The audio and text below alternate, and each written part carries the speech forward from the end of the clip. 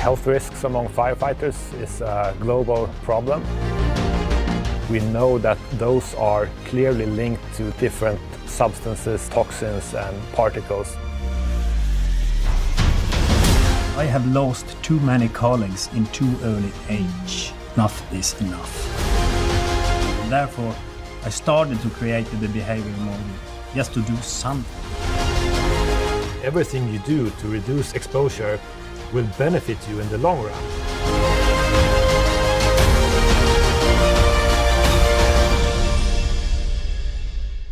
A very warm welcome from our side. My name is Annalisa and today we are going to talk about healthy firefighters. Therefore, I would like to introduce our two experts from Sweden. To my near left, I would like to introduce Stefan Magnusson. Welcome, Stefan. Nice to have you here. And then I would like to introduce David Holtman as well. David, you are a fire protection engineer, and Stefan, you are basically the creator of the Skellefteå model. Yes. Nice to have you here. Thank you for having us. Thank you for having us. Why is it so important to talk about post-fire health risks and the topic of healthy firefighting as well? Well, so health risks among firefighters is a global problem. And there's a lot of knowledge, research that has determined the firefighting profession and the correlation to different kinds of diseases and illnesses. Well, there are crystal clear risks by research, and nowadays the World Health Organization also have decided that. And the most obvious risk is different cancer diseases in where firefighters are overrepresented. But we have also seen, which is a big concern, that we can have fertility disturbing actions. And by that said, the cancer diseases will have a very long latency. It takes very long time to develop a cancer disease. In the other end, we have fertility disturbing who can go very quickly. Yeah, there are also respiratory problems. And just to add to what Stefan said there, when we're talking about, definitely when we're talking about carcinogenic problems and fertility disorders, we know that those are clearly linked to the exposure of different substances and toxins and particles that we find in normal quote-unquote fire smoke. So there are quite a few different types of illnesses and diseases, but mainly as cancer diseases are potentially the most lethal, we tend to focus more on those. Okay. And in the research world, there is a word who is calling SMO, three letter SMO. It's a shortcut of a very complicated word, but they use that word to compare populations against each other. Short example, when you start as a firefighter, you have 0.7 SMO in risk of getting certain cancer diseases. A normal population have 1.0 to get the same diseases. Yes. After 5 years as a firefighter, you have 2.0. And that's research. That's ice cold numbers. Double the risk, yes. Yeah. Yeah, I can just add to that fact, like what happened with the World Health Organization was that they, for the first time, managed to determine the highest level of certainty when they look at the firefighting profession and the what is called carcinogenic to human beings. So that correlation is as strong as it's scienceable possible to say. And there's been plenty of indications in the past as well. And I mean, it's quite obvious, you know, getting exposed to carcinogens might cause cancer in the long run. Then there's a problem, like looking at the individual. It's always hard to say that this individual got cancer from this profession, because there's always a possibility that the very same person could have the same type of disease, even if he or she didn't work as a firefighter. But we have to look at the group level, and when we are looking at the group level, the correlation is very strong, certainly for different types of cancer diseases. And what Stefan mentioned is something that is called the healthy worker effect. And when you are looking at the overrepresentation for firefighter as a group compared to the average population, then you can see, okay, you have a heightened risk of getting a disease. But that actually camouflages the healthy worker effect, because just like Stefan said, as a firefighter, you don't start from zero. You have a better health than the average population. There are fewer smokers among the firefighters.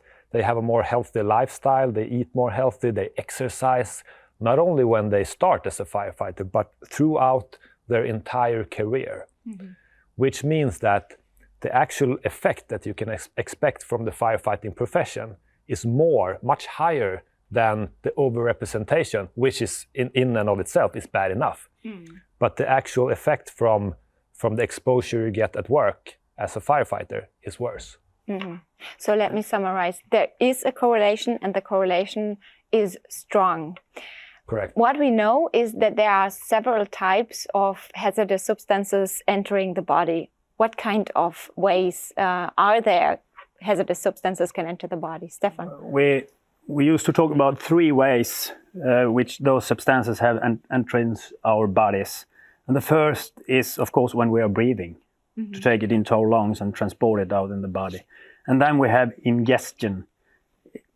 Short way to say we eat it, but it's not that easy. But that's the other way. And the third way is, and the biggest way is, and the dangerous way is, if you ask me, is the skin. The skin is the body's biggest organ, and it's like a sponge. So a human being have big issues when that human being is in a bad environment.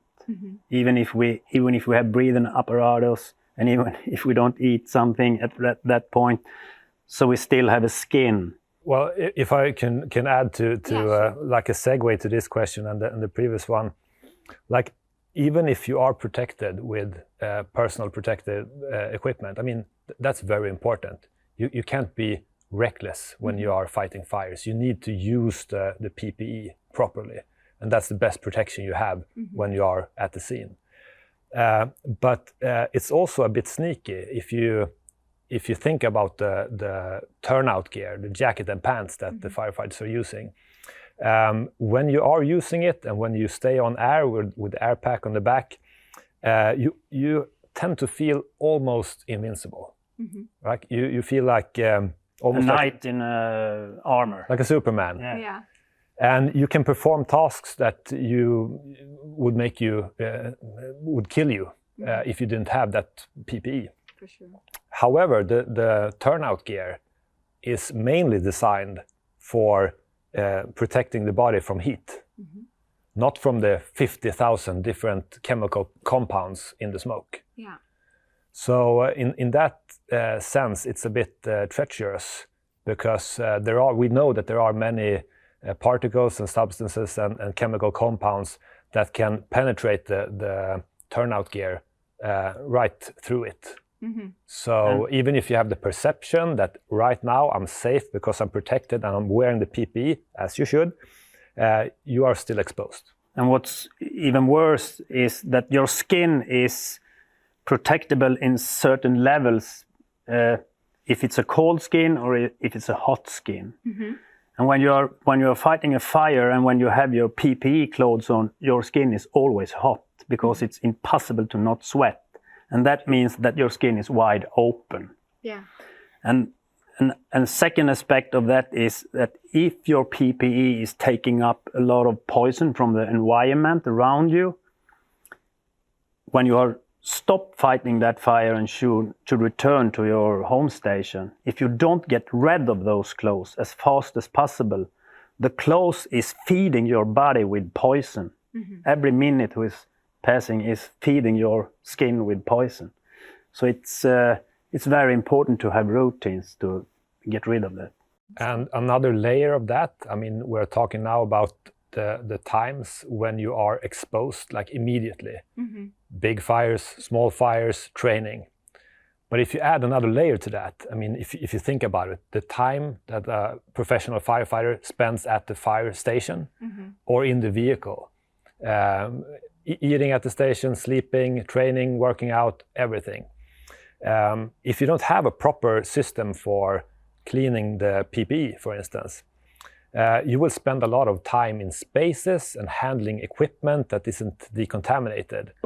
So all those occasions, they all together add up to a much larger dose than those few occasions with high concentration of exposure. For an example, if this is a PPE breathing apparatus, you know that if that has been on a scene and are contaminated, you should wear gloves and so on, not touching it. Yeah. And you do so. You have gloves and you put it in a washing or dishing machine. But what you could forget is where it just was. True. That's a contaminated surface. And those surfaces are everywhere inside a fire station if you don't look up. And therefore the routines are so very important to get rid of that risk. Because if you put contaminated things here and there and everywhere, you will touch it all the time. And everything you touch on, you put into your own skin in different ways. So routines are the most important thing. I can imagine. And therefore, but for many more examples, you created a protection model. May you explain this model for us? Yeah, the model was actually born because I have lost too many colleagues in too early age. So when I was on the funeral of my fourth colleague in a couple of years, who have died in diseases that the same as the other or similar, kind of similar as the other three, I took my foot and put it on the ground and say that enough is enough. And therefore, I started to create the behavior model just to do something, because nobody has done nothing until that point. First of all, the collective model is made because it should be easy to work after. And the first step is, once you are on your work as a firefighter, you should always start your work with clean equipment and clean PPE. And when you get an alert, you get into a clean truck with clean clothes, free from contaminations, and go to head, whatever it is. In this case, it's a fire. You have to instinct that fire, and you do that the way you have been trained and with smartness to not be too much contaminated. When the work is done, it's very important that you get rid of the poison equipment and your own poison PPE clothes and take them away into an air-contaminated space or bags to transport them back to your home station in another place than you are by yourself. And when you get back to the station, it's very important that you have routines, so it's very simple and crystal clear how to take care of the contaminated equipment. Clothes, breathing apparatus, chainsaws, hose, whatever. Once that is done, you got a new alert. And then that is kind of a circle, a firefighter's life. Yeah, I can just add, I mean, if we break it down, there are critical components in a cyclical routine like this. Of course, when you reach the incident scene, you have to work responsibly, and everything you do to reduce exposure will benefit you in the long run. For instance, if you make sure that you never park the vehicle, if possible, in the smoke envelope, that will mean that you will never contaminate the truck. If you aren't able to park upwind or attack the fire upwind with the wind behind your back, I mean, there are usually equipment that you can use. You can take out the fan and push the smoke in front of you so you don't get as contaminated. And then there are the actions that we do to protect the individual at the time. Get out of the bunker gear as fast as possible, take that shower. And the other things are made to eliminate the cross-contamination and secondary exposure. That's why you bag all the gears as soon as you are done, and that way you don't contaminate the cabin in the truck. You can have them at designated places, locked in with encapsulated bags, for instance, and that way you don't spread the toxins when you get back to the station. So instead you can decontaminate everything. So it's helpful to look at this model as something cyclical, because it's repeating. It happens again and again, that it doesn't really matter what kind of accident you are responding to. Mm-hmm. The procedure is more or less the same. And in another context, that's how you operate as a firefighter. You act at a call, and then what you do after the operation and between the operation is what will affect your total exposure. Mm-hmm. That's why the model is focusing so much on habits and knowledge, right? Yeah. The important thing is to break that chain of contamination. So regardless how you doff the gear, you need to do it as fast as possible. I would say that is paramount, really. Yeah. Because if you don't, you will have the situation where you cross-contaminate everything, and where you can find exposure in almost every occasion. So I would once again highlight that regardless how you do it, it's important to do it as soon as possible when you have finished extinguishing your fire, and when you are done on the scene with the immediate actions. Mm-hmm. So as soon as possible, get out of your bunker gear and take that shower and clean your body as soon as possible. Encapsulate everything that's contaminated, so you don't get that cross-contamination, and then you can clean it or decontaminate it in an orderly manner. Mm-hmm. Where you have the possibility to have protection for your airways and for your skin. But the immediate action is to get out of what's contaminated, encapsulate it so it doesn't spread the toxins to other surfaces that you're using. And the next step is, of course, that you need some tools to do this. You need washing machines and dishing machines and so on. So once you have encapsulate the poison things, you can just put them and let them be for a while until you are ready, until you have good light, until you have eaten, until you are not tired, and so on. So you can take care of it in a proper manner. Mm-hmm. You know, so that's always the important thing, to keep the process as simple as possible, because we have seen so many times different complicated solutions that require lots of work. Mm-hmm. And as we have established, the human being is lazy by default. Mm-hmm. And if you have a procedure that is too complicated, you tend not to do it. And I do it next time. Yeah, exactly. Next time. Only this one time. It's not that bad. And especially, I mean, you can find yourself in a situation, you know, in the middle of the night. Mm. Maybe you're tired, you're hungry, you just want to go back home. Mm. It's bad weather, you know, whatever.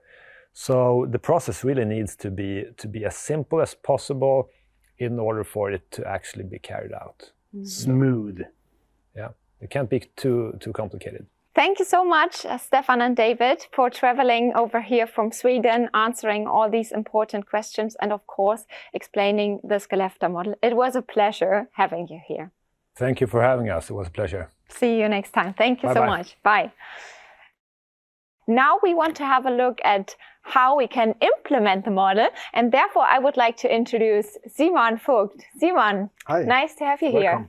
You are the Global Cleaning Product Manager, is that correct? Yeah, that's right. I'm doing this since more than 4 years now at Dräger. I'm taking care of the whole cleaning procedure, machines and detergents to protect our PPE. You're the expert of implementation and implementing the Skellefteå model especially. How is an implementation possible, and especially in terms of the workshop setup, how can we implement the Skellefteå model? Well, if we implement the Skellefteå model, that's pretty simple, because we have to divide the workshop into 2 areas, a clean area and a contamination area.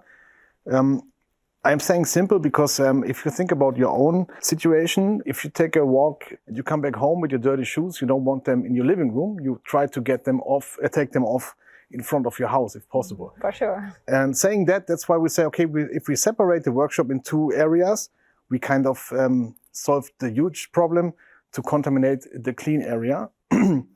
And we have an area where we have to wear PPE to protect ourselves against the toxic substances from the PPE and protect the other area by getting contaminated. Cleaning is basically a huge topic doing your profession. What science aspects have been considered in this term, and what is the issue behind cleaning? When we developed our cleaning procedure, we had the science of Herbert Sinner behind, who implemented the Sinner Circle. And this Sinner Circle defines 4 parameters to reach a good cleaning result. It doesn't matter what product you try to clean, it's always 4 parameters, and they are balanced to each other. The parameters are temperature, cleaning time, chemicals to add, and mechanic treatment. And with the 4 different parameters, it's not that we can just choose whatever we want. We are addicted to some parts of it. For example, the materials we choose for our PPE are sensitive, so we can't reach the temperature, we can't exceed the temperature to any level we want to. We also can't do a very heavy mechanical treatment on them, so because otherwise we scratch, for example, visors. And so we can play a little bit around with temperature and with time and with chemicals.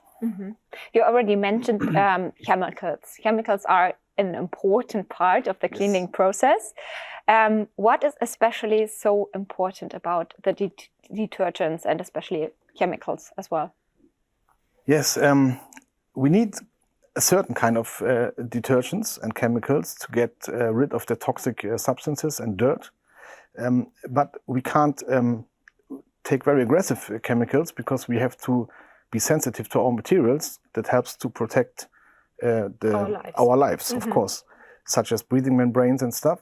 So that's why we, Dräger took a huge project 3 or 4 years ago to define the perfect detergents suited to our materials.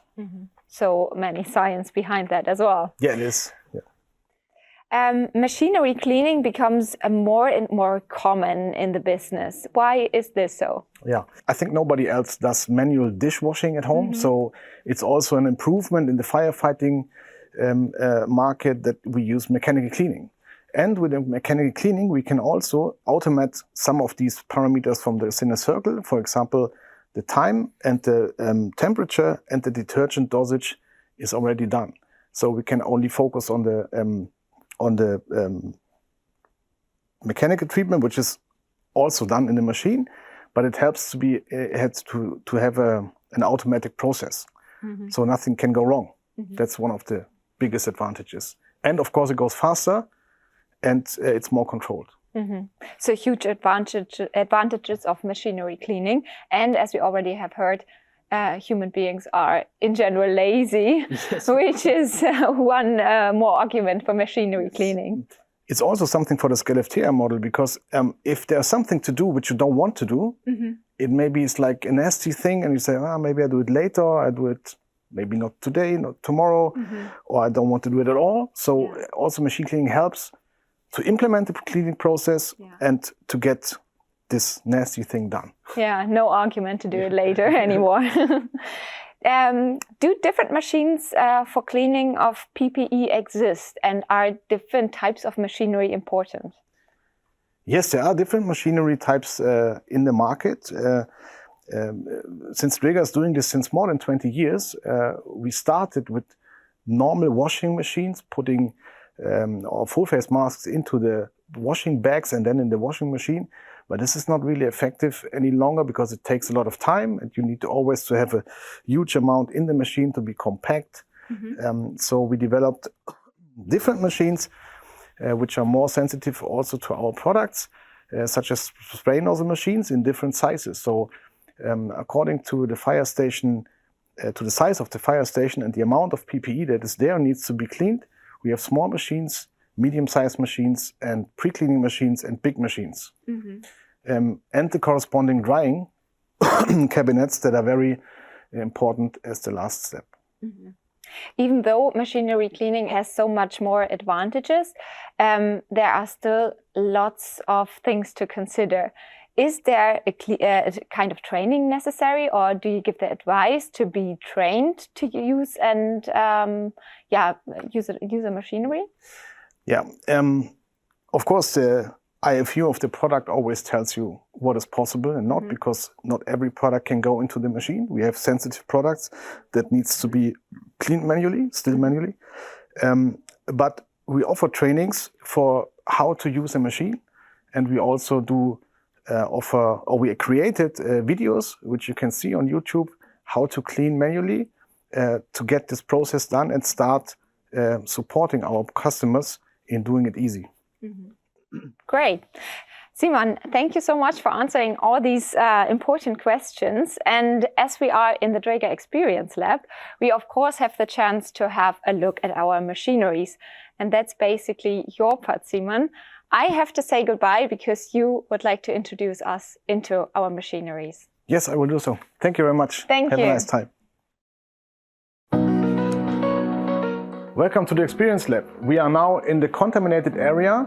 The goods are delivered in bags or trolleys and will be separated here by the workshop technician. He scans it into the workshop management system and defines the next steps for the cleaning procedure. Once this is done, we go over to the cleaning area.